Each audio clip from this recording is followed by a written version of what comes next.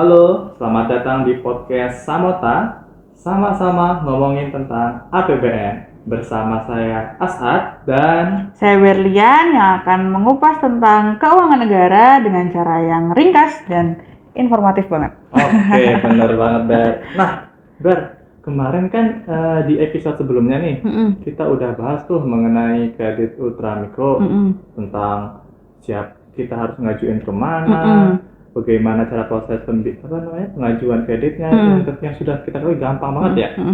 Nah, aku pengen tahu nih, seberapa besar sih cakupan kredit ultramikro ini di wilayah Sumbawa dan Sumbawa Barat? Wah, itu besar banget Asa. Ternyata kalau aku ngecek ya di aplikasi SIKP UMI itu untuk di Sumbawa sendiri itu gabungan ya antara PNM sama Pegadaian itu ada sekitar 3.900. Kalau di Sumbawa Barat sendiri ada 1.100. Jadi totalnya itu untuk wilayah KPPN Sumbawa itu ada di Kabupaten Sumbawa dan Sumbawa Barat itu ada sekitar 5.000 debitur kayak gitu. Gede banget berarti ya. 5.000 total debiturnya selama tahun 2022 atau 2021? Sama 2022. Jadi dari mulai Januari 2022 sampai terakhir itu hari ini tadi masih dicek itu sekitar 5.000 debitur dan mungkin akan terus bertambah sampai akhir tahun nanti ya karena kan orang ngajuin kredit kapan aja gitu ya. Tapi BTW ngomong-ngomong, ini kok kamu bisa tahu sih tentang jumlah debiturnya, persebarannya seperti apa? Ini kok bisa kamu tahu? Jadi gini, kalau di KPPS sendiri itu ada namanya aplikasi SIKP UMI. Nah itu aplikasi yang disediakan sama Direktorat SMI, Direktorat Jenderal Perbendaraan. SMI itu Sistem Manajemen Sistem Manajemen Investasi yang untuk ke KPPN gitu. Jadi KPPN bisa lebih mudah untuk mengakses jumlah kita mengetahui berapa jumlah debitur yang ada di wilayah kerja KPPN dan lain sebagainya. Nah, itu ada aplikasi namanya SIKP UMI. SIKP itu Sistem Informasi Kredit Program Kredit Ultramikro kayak gitu. Jadi untuk data-data itu sendiri tadi yang aku sebutin itu ada di aplikasi SIKP UMI gitu.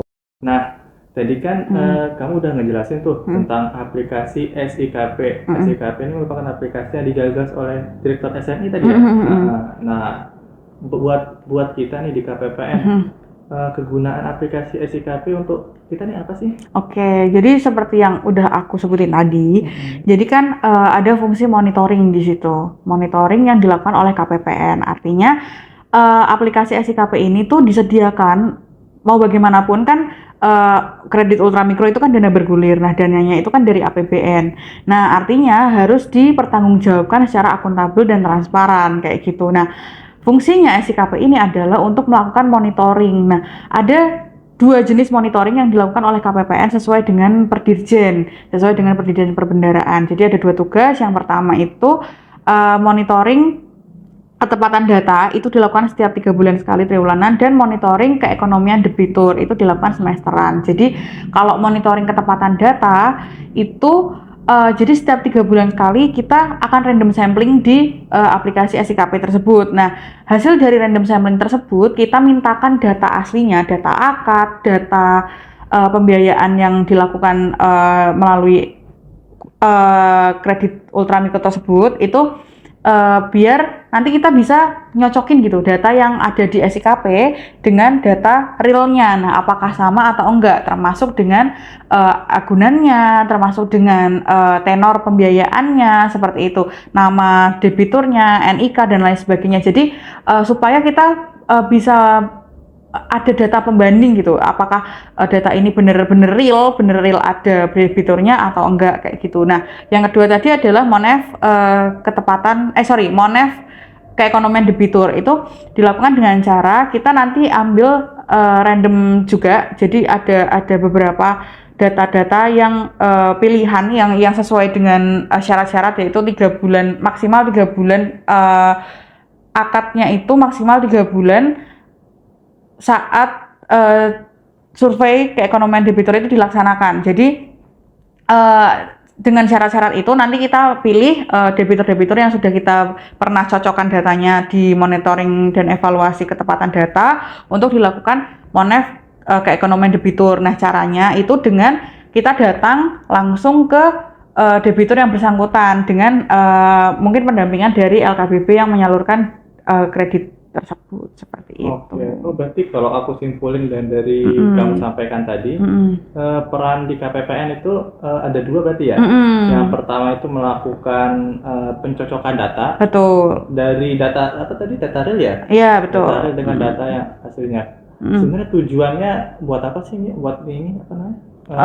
Yang pertama tadi ya, yang monitoring ketepatan data ya, itu untuk memastikan bahwa data yang diinput sama LKBB, jadi kan setiap data kredit UMI itu kan diinput sama LKBB ke aplikasi SIKP yang user mereka seperti itu.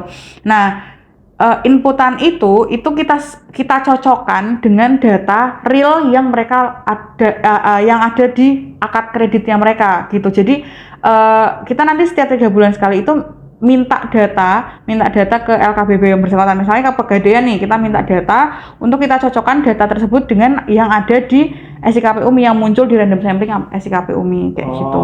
Biar memastikan ya bahwa data yang disampaikan tuh benar-benar benar dan real adanya kayak gitu. Jadi kalau misalnya kalau ada temuan nih data yang ini, data antara yang di aplikasi dengan data yang real berbeda, itu nanti sebagai temuan ya? Betul, nanti akan kita catat di aplikasi SIKP UMI sebagai adanya perbedaan. Jadi misalnya nih, harusnya NIK-nya belakangnya 512 gitu, tapi ternyata di akad kredit dan di nyata-nyatanya nama orang tersebut itu NIK-nya 514 kayak gitu. Itu kan sudah berbeda ya, itu bisa jadi beda orang kayak gitu. Nah, itu akan jadi temuan kayak gitu. Berarti penyalur ini harus memang berhati-hati ya, untuk input datanya itu kayak gitu. Yang kedua nih, tadi terkait apa? Ekonomi itu apa? Keekonomian ya? Iya, keekonomian debitur. Berarti kamu dalam hal ini turun langsung ke lapangan ya? Betul, turun langsung ke lapangan untuk jadi ada beberapa pertanyaan yang muncul di SIKP. Jadi sudah ada formatnya kayak gitu. Nah, mulai dari tahun 2022 ini untuk semester 2 itu kan ada perdidikan baru. Perdidikan itu beda nanti, jadi ada dari tahun sebelumnya dengan tahun yang sekarang itu nanti pertanyaannya ada yang berbeda karena ada indeks keekonomian pribadi, indeks keekonomian usaha, sama indeks keekonomian inklusif. Jadi ada tiga aspek di situ. Nah, nanti akan mungkin agak sedikit berbeda pertanyaannya daripada tahun-tahun yang sebelumnya kayak gitu. Kalau yang terakhir, yang kedua ini tujuannya apa sih untuk yang keekonomian debitur ini? Jadi keekonomian debitur itu dilaksanakan 2 kali Asad. Untuk debitur yang sama itu dilaksanakan 2 kali, yaitu untuk baseline dan endline. Jadi baseline itu ketika yang bersangkutan, debitur yang bersangkutan itu melakukan kredit. Jadi kita menilai usaha awalnya seperti apa, terus bagaimana sebelum mendapatkan pembiayaan, jenis usahanya seperti apa, terus capital gain-nya berapa, seperti itu. Dengan endline, yaitu kita membandingkan setelah dia mendapatkan pembiayaan, apakah ada peningkatan omset, apakah ada peningkatan taraf hidupnya yang bersangkutan, apakah berhasil meningkatkan, misalnya dia wirausahawan terus berhasil rekrut pegawai dan lain sebagainya. Jadi kita menilai dari situ gitu, karena yang diharapkan dari kredit ultramikro ini kan sebenarnya peningkatan dan terus peningkatan seperti itu. Nah, jadi untuk membandingkan antara sebelum mendapatkan kredit dan setelah mendapatkan kredit seperti itu, apakah naik kelas atau tidak. Oh, berarti yang kemarin kamu ngajakin aku turun ke lapangan? Benar. Iya, yang data-data itu yang kita kehujanan itu, ya itu untuk survei itu. Survei keekonomian ya? Betul, kayak gitu. Karena kan kalau Berli sendiri kan udah 2 tahun lah, mau jalan 3 tahun ini di seksi bank kan, dari 2020, 2021, 2022. Berli udah di KPPN Sumbawa langsung di seksi bank kayak gitu. Kalau Asad kan baru mau jalan setahun ya? Iya, mau hampir setahun. Kayak gitu. Terus gimana nih pengalamannya diajakin Berli? Diajakin Berli terus kemarin itu. Kan aku sempat juga, kan kamu minta tolong tuh terkait minta data dokumen dokumen akad ya namanya, dokumen akad ke teman-teman di Pegadaian tuh. Aku kira nih dokumennya buat apa? Ternyata buat membantu mencocokkan data kan. Betul. Setiap 3 bulan sekali. Nah, terus yang kemarin juga ada yang kita turun ke lapangan itu bulan apa kan ya? Bulan Juni apa ya? Ya, sebelum Juni sih kayaknya, Juni awal lah kayaknya. Iya, bulan Juni atau bulan Mei itu. Kan kita turun tuh. Saya sempat kemarin pernah nemu salah satu debitur wawancara gitu, ada kan ada teks apa namanya? Kayak Daftar pertanyaannya. Mulai dari apa namanya, data pribadi, data apa, kondisi rumah, kondisi usaha dan sebagainya. Berarti tujuan kita di situ untuk yang apa namanya, survei itu untuk membandingkan ya, bagaimana sih perubahan dari awal sebelum dia apa memulai usaha. Ya, awal memulai usaha dengan pembiayaan kredit ultramikro sampai terakhir selesai iya, gitu, selesai melakukan gimana sih pembiayaan. perubahannya. Kalau kamu nih Ber, kemarin kan pernah nggak nemu debitur yang usahanya unik pas kamu turun ke lapangan? Usahanya unik apa ya? Kalau di Sumbawa sih rata-rata emang kelontong sih, biasanya kelontong dan pertanian sih. Jadi kayak rata-rata, karena kan di Sumbawa memang agraris banget gitu ya. Maksudnya pertanian banget. Iya, lahannya luas banget. Jadi rata-rata sih pertanian sama toko kelontong. Cuman ada satu yang menurutku sedikit berbeda dari yang pada yang lain gitu. Jadi ada ibu-ibu, aku masih ingat banget namanya Bu Asyah itu.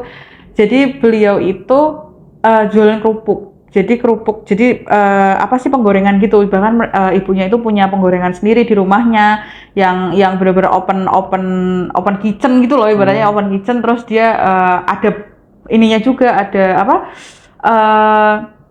Itu pegawai, ada pegawainya juga yang bantu, dan ibunya juga cerita macam-macam, apalagi kemarin kan sempat minyak harganya naik dan lain sebagainya, dan ibunya benar-benar cerita semuanya kayak gini, terbantu banget dengan adanya kredit program Umi ini gitu, karena saat minyak naik tuh benar-benar yang ibunya tuh ngerasain banget kan, ibaratnya karena ibunya itu produksi tiap hari gitu, goreng kerupuknya tiap hari gitu, jadi berasa banget waktu minyak naik. Nah ternyata dengan adanya ini apa, kredit ultramikro ini tuh bisa ngebantu lah, paling nggak bisa ngebantu ibunya buat cover harga minyak yang lagi naik kayak gitu ibaratnya. Kalau aku kemarin, kalau ikut nggak kamu pas ini apa namanya, aku nggak ingat juga sih aku bareng siapa waktu itu turun ke lapangan tuh, wawancara ada penjual balon. Oh iya, tahu. Aku diceritain gimana tuh? Penjual balon, jadi dia itu kan sebenarnya usahanya banyak tuh, ada jual balon, ternak gitu kan. Nah, yang jual balon ini dia punya beberapa pegawai. Nah, uniknya ini dia itu kalau jualan balon itu kan tergantung permintaan nih, tergantung permintaan. Kalau misalnya permintaan ada kegiatan ulang tahun gitu, diproduksi banyak segala macam, dan perkembangan usahanya juga lumayan ini. Bagus ya. Lumayan bagus. Yang sebelumnya emang apa namanya, mungkin juga faktor pandemi juga nih, pembiayaan Umi ini membantu nge-cover kan sebelumnya kegiatan-kegiatan acara ulang tahun tuh kan di masa pandemi sepi banget ya. Dan debiturnya ini, masyarakat ini juga apa, orang yang minjem ini bingung kira-kira dapat uangnya dari mana sih dia untuk cover operasionalnya dia kan. Nah, dapat dah dia ini apa namanya, dapat pembiayaan Umi segala macam, bantu cover. Ada usaha lain, usaha ternak yang bantu cover usaha balonnya. Nah, akhir cerita kan udah mulai membaik nih pandemi segala macam, usaha balonnya juga banyak yang pesan, dan sekarang udah mulai berjalan lancar. Bagus lah, berarti Umi benar-benar ngebantu, ibaratnya membantu usahawan banget lah kayak gitu. Kemarin juga sempat dapat cerita juga sih dari beberapa yang toko kelontong itu, sempat beberapa bahan itu kan sampai Sumbawa harganya agak naik ya gitu. Terus mereka ternyata kebantu banget dengan ngajuin kredit Umi, ternyata emang beneran ngebantu gitu. Maksudnya mereka bisa apa beli apa sih namanya, kulaan ya kalau bahasa Jawa itu, bisa kulaan lebih banyak, nyetok lebih banyak gitu. Padahal harga-harga lagi naik gitu, mereka bisa nyetok Mbak kayak gini. Ya alhamdulillah lah katanya gitu, ngebantu ibaratnya gitu. Berarti rata-rata selama kamu ini ya turun ke lapangan 3 tahun terakhir ya? 3 tahun kan ya? 3 tahun terakhir kebanyakan nemu ini ya, kalau di Sumbawa sama Sumbawa Barat kebanyakan nemu debitur yang usahanya warung kelontong dan pertanian kayak gitu. Peternakan cuman satu kayaknya waktu itu, itu juga ternak ayam gitu sih, cuman ya nggak yang gimana banget. Yang aku paling inget tuh yang kerupuk itu, karena ibunya bener-bener yang antusias banget waktu kita ke sana, yang bener-bener yang cerita semuanya gitu. Bahkan aku diliatin open space ininya, dapurnya kayak gitu, bahkan disuruh bawa kerupuk satu rombong, ibaratnya kayak bener-bener yang relatable banget lah ke aku gitu, karena kan aku juga sering di dapur ya gitu, ngerasain banget kalau minyak lagi mahal dan lain sebagainya. Jadi ya obrolan dapur lah gitu, jadi lebih seru gitu, relate sendiri, gitu. ya? Iya, jadi lebih relate gitu loh. Gitu. Wah, berarti peran KPPN luar biasa ya, luar Ber? biasa banget. Sebagai perpanjang tangan pemerintah pusat di daerah, kita ini membantu mengawal penyaluran kredit ultramikro di daerah. Selain itu, kita juga turut andil nih dalam memastikan bahwa teman-teman penyalur yang ada di Pegadaian, yang ada di PNM itu sudah melakukan kewajibannya sesuai dengan ketentuan yang berlaku. Tuh, selain itu juga untuk ke impact masyarakatnya juga merasa lebih apa ya, kementerian itu nggak cuma di pusat aja gitu, maksudnya ada di daerah dan mereka mendapatkan perhatian juga dari kementerian dan lain sebagainya, jadi nggak merasa ditinggalkan gitu. Oke. Mungkin kita cukupkan aja kali ya. Oke, teman-teman penonton yang ada di rumah, mungkin sekian podcast kita di episode kali ini. Seperti biasa, jangan lupa di like, komen, dan subscribe, sama di share ini ya di grup-grup kalian. Grup-grup mana aja boleh. Oke, mungkin sekian ya. Dadah, see you teman-teman.